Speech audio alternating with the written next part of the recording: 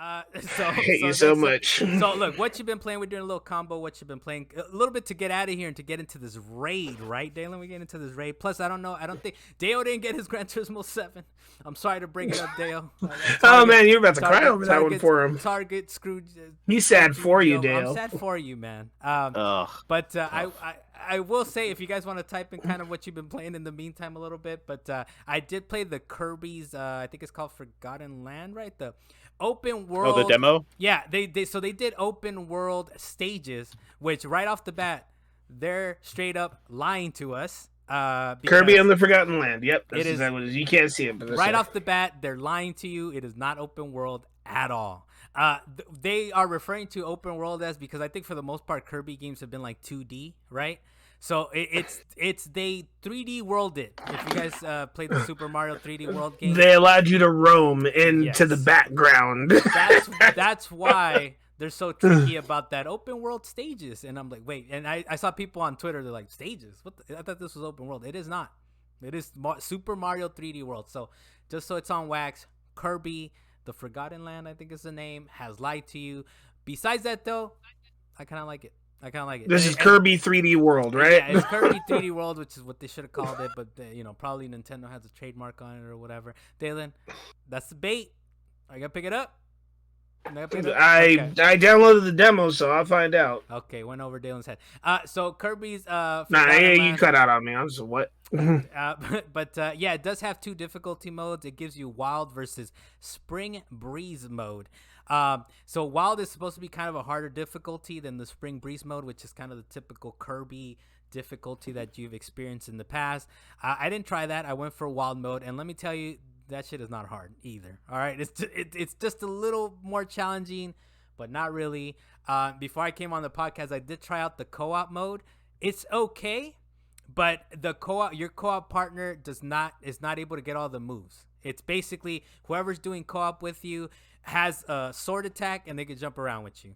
And they don't even do the Legos. Oh, like Odyssey multiplayer, Super Mario Odyssey.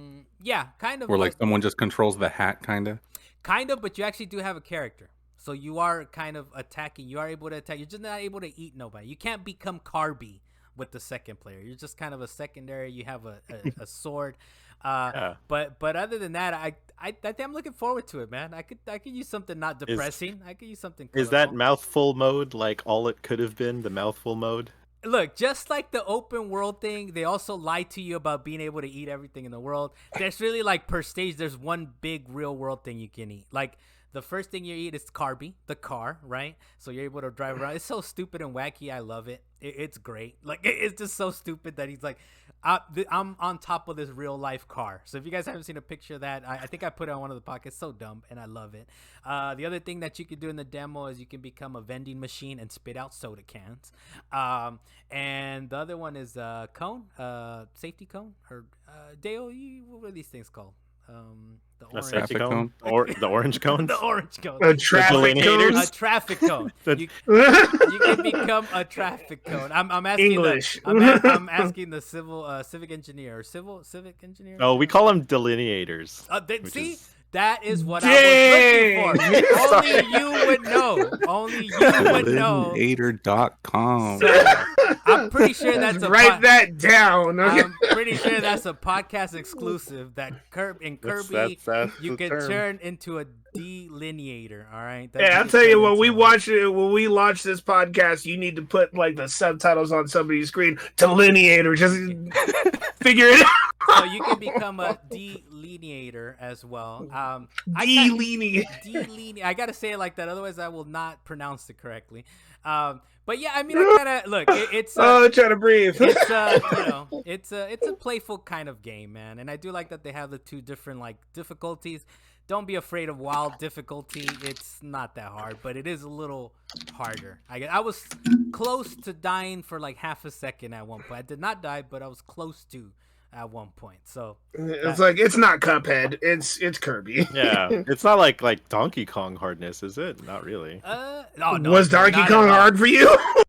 Like Sorry that you Tropical got so much Freeze. skill, Tropical Dalan. Freeze was hella Hell hard. Yeah, it was hard. Hell yeah, it was hard. No, I never actually got a chance to play that Congo drum one. Oh, see that? So that's the thing. The Super Nintendo Donkey Kongs weren't really that hard, right? But the Donkey retro, Kong Country, no, those Donkey Kong were Country, those were yeah. easy. but the retro maker of Metroid, and put the camera on me, Dalan. You guys, where's Metroid Prime 4? Give it to us. Retro, those games are hard, dude. If you haven't played them, if you guys haven't played those, expect hardship for both Tropical Freeze and the other one, right? But no, not at all, Dale. Not at all. Like I'm saying, like there's Spring Breeze mode is like how you've known Kirby. Wild is just like a notch up of difficulty, not really that hard. But I'm looking forward to it, man. I'm kind of hyped for a colorful, easy, breezy kind of game, and I'll just keep eating vending machines and delineators. Delineators. Other than that, I'll just say this real I'm quick. proud. I'm super proud of that. You're welcome. You're welcome. I did continue. I still haven't hit the Shenmue anime because I'm still making it through the games, but I did start up Shenmue 3. And I'm kind of oddly impressed with what they did with the game. And Luis, I don't know. I was thinking about it, and Luis, I always go to developer questions with Luis, and he's like, I don't know that answer, but maybe you do. I feel like with Shenmue 3, they used as much stock animation, stock 3D, stock, like, I don't know. There's got to be like a library of trees, library of characters, library of something, and I feel... We'll call it an asset library. There you go. This game I feel like was like... It was like 20 years later, right? This came out 20 years after part 2 or something like that. about that. Yeah. I was like, they better bring it to the current age. Do something. We got all this technology. I don't care if it was kickstarted for 5 times what your original budget was. Yeah, because I kind of was thinking about it, and I was like, maybe this game was like, they were already developing it. This was like the final, like, all right, look, we don't have enough for marketing or whatever. Just give us some money, fans, and we'll actually finish this thing. But I think it might be that, Luis. It might be Asset Library the game, because it's kind of feels like the animation isn't right, like the mouths don't move at all. Like could have sworn I saw that box in part 2. Yeah, there was definitely there's, but like I said, I'm actually oddly impressed that it feels like they just slapped all this stuff together, and I'm like, okay, this is kind of impressive. There's draw distance issues. There's all kinds of, there's wonky like skyboxes here and there. But other than that, I always thought that this was like a complete fail. And trust me, in a lot of ways, knowing that the Yakuza series exists and all that stuff, it is sort of a fail. But it is Shenmue. It is Shenmue. Having played Shenmue 1 and 2 in the last couple weeks, replaying through those, Shenmue 3 is definitely Shenmue. And at the very least, they kind of give you some kind of like, you could kind of skip around a lot. You do some training. One weird thing though, you have to eat food now, which is like, why? Like, I don't, like, you have to survive. It's everyday life. Is there like a stamina bar or something? Yeah, what? There is the stamina bar you remember from Shenmue 1 and 2, that same one. But now, just by you walking around town, you see it draining. And he's like, I better eat something before I pass out. I'm like, why? We're just trying to look for a book right now. Like, what are we doing here? Why are you? Rio goes in his pocket for like a steamed bun. Yeah, you can get those steamed buns. But even those asset libraries, so the graphics are kind of okay, man. And the fighting is terrible. The fighting is terrible. It was never that great, but I think it was better mainly because I'm pretty sure they just ripped off Virtua Fighter, right? That engine, and kind of threw it.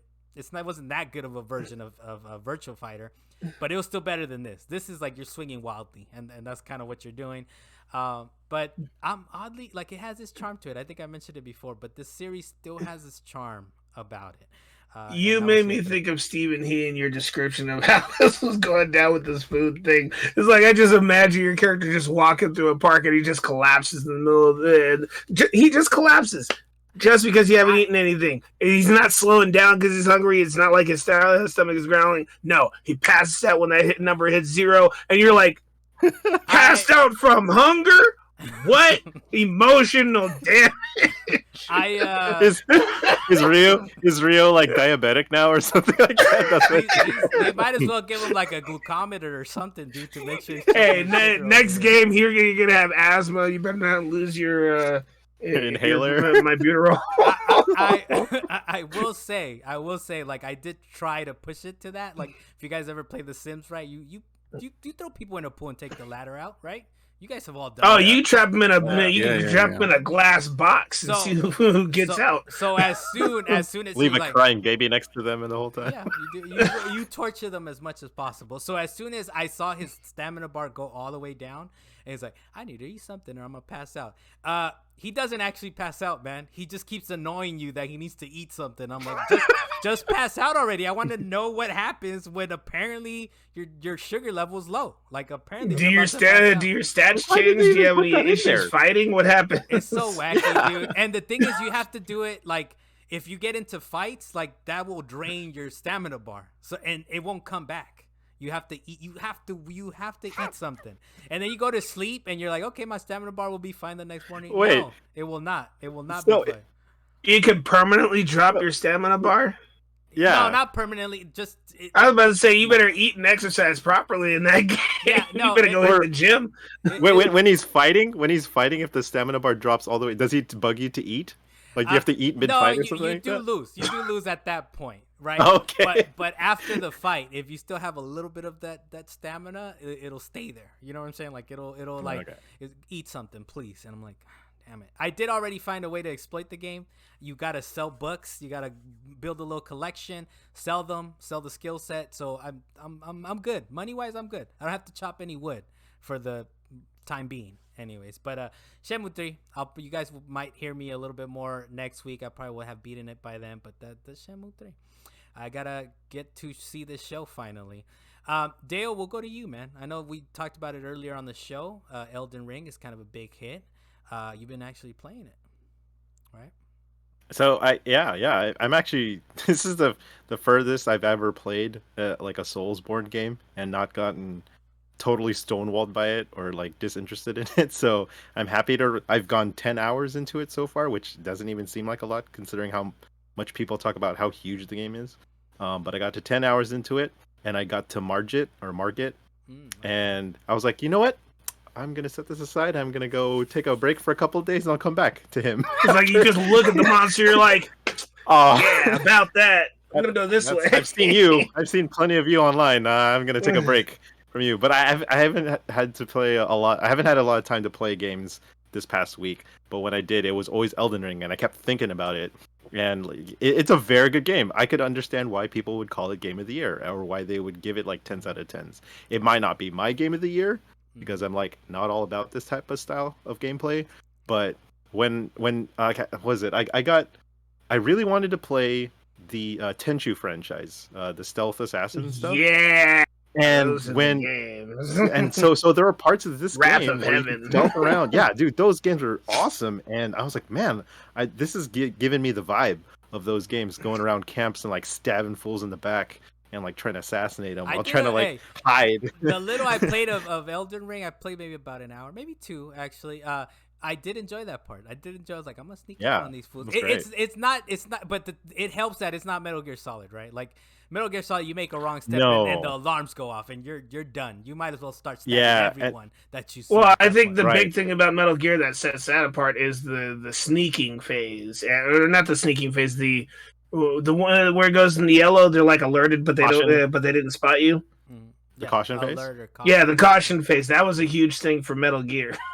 Yeah. And like, those other stealth games, they give you other options to like distract the enemy, or like, you could like knock on a wall or like throw a magazine down or something like that. Elden Ring doesn't give you any of that kind of stuff because it's more like RPG stat heavy kind of stuff. But like I don't know, there's something about it that when you like clear an area or like a camp or band of enemies, that you just feel super satisfied. Like I think I spent 30 minutes on that first camp trying to get everyone, and I kept dying until I figured out. Is that Magritte the guy that's coming off from the top, or no? That's not it. That's him. Okay, got it. Yeah, but like he's further down the line. He's closer to the Stormvale Castle part. Okay. So like I've been sneaking around the entire place, avoiding like these huge giants and all these other things because I was like I don't think I'm leveled up enough for this thing. Maybe I'll find like a weapon or something that'll help me along the lines. But that's what I'm saying. They like you could activate like the storm ashes, or I forget what they're called, ashes of war or something, that could help you. Like they're spectral beings that could help you fight. And so I'm trying to level up those guys and trying to find better armor for myself because I'm pretty low level. I think I'm only like 18, like right Yeah. now at Margit. So I'm like, I don't think I'm And equipped you didn't try for to this. cheese this, but I tried to, man. I was like, okay, I need a shitload of arrows because I'm Yeah, just gonna shoot it from yeah, afar. But you start running out of arrows, though. That's the problem. You're like, damn it, I yeah. can't cheese Like them all the way. yes, I tried to, but like I'm a melee build, so I'm like a melee sword and shield build where I've seen what do you call it, like wizards or whatever they're called in the game, like totally cheese Margit. Like they'll corner him and they'll get him stuck in an animation and they just kept sending like all their like Yeah, scepter, yeah. orbs at him and everything this junk, but I can't do that. I don't have the abilities for that because that's not my build. Yeah, you know what? Some of it, like as far as like stealth killing someone, maybe it comes from the limitation of the game, right? To me, anyways. Like if it had more options to get caught, more options to like, damn, I gotta get better at that. Whereas, I'm just gonna grab this guy real quick. He's not even gonna notice. It's not gonna bother him. But it is satisfying to kill a bunch of them. But the thing is, when you save or you die or you move from this area, you come back and they get reloaded, right? Like they're never permanently Everything gets clear. reloaded. Yeah. Yeah, Yeah. so Everything you undid in the world gets reloaded back the same way before you did. Uh, unless it's like what do you call it? Stuff you unlock. So like treasure chests or doors, um, stuff like that. That stays in your inventory. But all the enemy and the NPCs, they all kind of reset.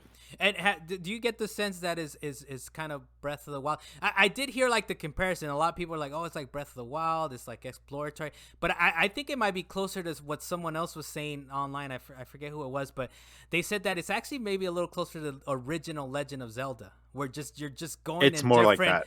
directions Yeah. because you're not on a glider. You can't No, glide no. around. You can't do all Like these like crazy well, stupid shit. you have the horse jump. Like I was Oh, able to that's get right. that, and that's fun. That's Okay. like it's very well animated, and it feels like a rush of fresh air for your character and That everything. It's vertical awesome. leap, that vertical jump Yeah, the leap. vertical leap was tight, and then but like yeah, it's closer to OG Zelda because like I don't know if you've seen on Twitter lately, but a lot of people have been photoshopping the an Elden Ring screenshot with like like modern open world kind of tropes and like map markers and like Ubisoft style like Yeah. arrows and everything and like quest lines and everything, and it's like totally cluttered. When you look at Elden Ring, there's like no direction at all. You just go wherever the hell you think you should be going to, and you could avoid whatever you want to, and just because it's an open There's world, like it a allows you to loose do that, which is really cool. there's like a loose little marker, right? Or like a loose little gold leaf looking thing on the map. But like you probably want to head in that direction, It can right? point you in Yeah, that way, yeah. yeah, That's kind of like it tells you the critical path like that. But like even if you were to try to, unless you're like a really good veteran of the Soulsborne genre, like you don't want to completely follow that to the teeth. You want to go off to like do side missions and other NPC quests at yeah. the same time. All right. But I'm loving it. I hate these types of games. I really don't have the patience for them. But I this past time I was like, okay, I'm gonna stick with it, see how far I could go. And yeah, it takes me like an hour to get through a band camp or whatever, compared to like Cyberpunk where I just wipe everyone in like 2 minutes. Yeah. But it's somehow it's getting its teeth in me, man. I'm sticking with Yeah, it. you got me. I haven't played it since the last time I kind of talked about it, but yeah, I'm like, all right, I gotta go back in there. And it seems like a perfect like I'll throw on a podcast or something. Like, all right, this thing killed me enough times. Let me, whatever the reason, like I'll put on a podcast or I'll listen to like some sports talk or something in the background, and like, for whatever reason I can focus. I'm like, all right, let me kill this thing. It's huge. There's a lot of secrets and there's a lot of like systems you need to learn, which I was like blown away by when I asked a question, like a simple question, like how come I can't equip a sword? And some guy answered on Twitter like, oh, you have to have this strength, you have to have like this equipped on you and whatnot. And I was like, oh my god, like I had no It's idea. pretty deep. It's definitely one of those things. One of those games where look some stuff up. But while you're playing, it's okay. It's okay. You're not supposed to know. Luis, what are we supposed to know about what you've been playing last week, man? I will throw it back to Elden Ring real Okay. quick for context on that image you mentioned because I did see that thrown around on Twitter. I actually saw the first time it was thrown around on Twitter, and it was from a UX designer. I follow a handful of devs on Twitter, Mm. and then someone took that image and reposted it and said something along the lines of like, "Imagine if Elden Ring was developed like an Ubisoft game or something." So that image was taken out of context. It's basically, as a UX designer, you will typically show a screenshot of basically any element that could be shown at any time, all that stuff wouldn't necessarily be on screen at the same time. So it'd just be like, this is where this thing would go, this is where this thing would go, and then you turn things on and off as you need it. So yeah, the screen wouldn't necessarily look like that all the time. It's more like But context based. Is that what you're saying? Like, yeah, exactly. point it out. Yeah. But so I went back as you mentioned at the start of the podcast, played GTA. Been getting ready for the next gen update, so I was grinding some cash on there. Getting ready for, I don't know if they're gonna drop in new businesses or what, because Rockstar has a tendency to be kind of quiet about things like that for some reason, not really drawing any hype and then just dropping something. Which is kind of cool But in a yeah, way, right? Like they have a. I know. Look, stop logging into GTA 5, it but is. it's kind of cool Yeah. that it's like a surprising thing. Like, oh shit, I didn't even know this was here, right? Like you just kind of. It is, but it could be frustrating in the sense that you're waiting for an update and they're just being silent. You don't know what's going through their heads, and then they just months later they drop something. You're like, oh, okay, so this is what you were working on. Yeah. Okay. But yeah, so I bought myself a DeLorean. Been looking at that thing for a while, so I can fly around the map a little bit now. Cool. And then yeah, just getting some cash reserves. Maybe there'll be something new that drops that I can buy. Did a few heists with Jonathan. We did the casino, I think, twice already. Okay. My Duke Gallo Perico as well, and started getting further into Horizon Forbidden West. So Okay. I'm taking my time with the story, and I actually didn't until I think it was yesterday I was playing, and I kind of zoomed out from the map a bit, and I realized I don't think I've even gone halfway through the map yet. Like there's still a whole other half I haven't experienced yet. But yeah, so kind of a story mission will pop up, and then I'll say that's cool. But there's like 5 side quests here in this town, so I'm gonna like take care of all this first, and then so that's kind of how You're getting sidetracked by all the extra stuff. Checklist The thing that I hate about these open worlds. Yeah, no, not even sidetrack. I'm purposefully like doing those first. Like No. it's not like me kind of getting distracted by it. Like I actually go find all the side quests first, do those, and then I go to when I can't see anything on the map, then I'll continue to the story. So You're clearing so I'm it pretty out. sure I'll be Yeah. playing this That's for a actually while. what I mean. That was the problem that I normally have with games that have side quests like that. Is that I'm looking at them like I just want to go do all the side quests, so that way I don't have to come back for them. I'm as leveled as possible, and then I can get to the next part and probably just breeze through it and have fun with the story. But at some point, you're like, man, I spent like 100 hours just in this one area, and I haven't even fought the second boss yet. So, Dalen, That was me in Ghost of Tsushima. That was me in that game. Oh hell yeah! Dalen, I appreciate you waking up from your nap just now, but I don't think that's You're a welcome. problem for Luis. I don't think he's saying that as that's a problem, right, Luis? That's it's kind of like that's the fun of the game, right? No, In a yeah, way. and I guess additionally to that statement, Dalen, whether this is an issue or not for you, No. it happens multiple times where you go, you finish all the side quests in one area, you leave, do a story mission, and then And side then more quests pop side up quests in are areas there. you've already visited, so you have to Yeah. go back. Yeah, Fast so travel. just experimenting with different weapons and different ammo types and armor loadouts and things like that. But I'm having a lot of fun with it, and um, And something I do myself. and you're coming off of liking like the original. You did like Horizon 1. I did, but I had my issues with it. There was definitely some areas that weren't as polished as others, and they definitely improved upon that 100% on this game. Everything that I had an issue with, not that I thought it was a terrible game by any means, Yeah. but anything that I thought they could have improved upon, they definitely did so on this new one. So I'm really happy that that's the case. Yeah, I mean, it is. yeah. I kind of had the same thoughts about the original too. I was like, yeah, I do like this game. I made it through these like milestones that was it first? Was it Dalan first? Was like, or Deo or somebody? I think might have been Dalan. Was like, make it through this hidden forest thing. I was like, okay, made it through that. All right, next one. Deo said, He's talking about the sneaking part, and then he was talking and about I was the like, silver and I was eagle. like, the sneaky part's The cool. glint hawk. Yeah, the sneaky part is cool. I made it past Dalen's hurdle. Now Dale said that the Glinthawk take down a Glinthawk, and I was like, this is kind of fun taking these motherfuckers down. Like shoot them a couple times, and then R2 all the time. You're just gonna murder them. Critical hit. It was kind of nice. I'll say this: I enjoy taking down those Metal Gear tanks, like the ones that they have the little cooling systems that pop out of them. I love taking those things down. Yeah, so even that kind of making it through all the hurdles and kind of playing through it. It was a nice like.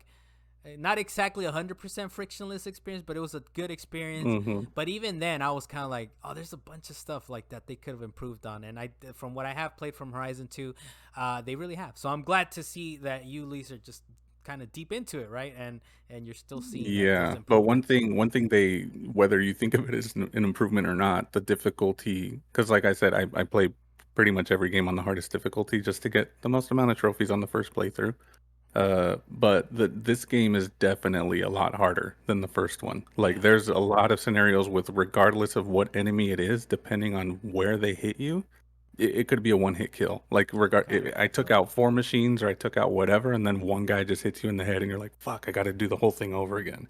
So there were Okay. definitely some scenarios where I got, like, kind of frustrated. Like, "Fuck, dude! Like, what do I have to do to beat this? Because Where these where guys the keep Blam! killing me." Headshot. where the first one, there was a lot of brute forcing, right? I think I was going into areas in the first one where it was like, it would say it was like 5 levels above where I'm at, and I'm like, whatever, they're just lying to me. I'm not doing that You at can't all. do that in the sequel. You take the side quest and the leveling seriously, I guess. I think it's a byproduct of me choosing the hardest difficulty, Okay, though, okay. because otherwise I can't speak to that because I wouldn't know. But I'm assuming that, because I remember doing that in the original too, where I was just like, I know I'm 5 levels behind, but whatever, I'll do this anyway. And then it happened to me maybe twice Yeah. where I got kind of wrecked, and I'm like, okay, no, I'll leave that until later. And sometimes I even wait until like I'm 3 levels above that recommended level before I take on that. Okay. So So You want to maybe. at least be at the level, but Carlos likes to try and critical pass stuff. I've Oh, seen him do it that's where he doesn't care what level he's at. He yeah. will try his darndest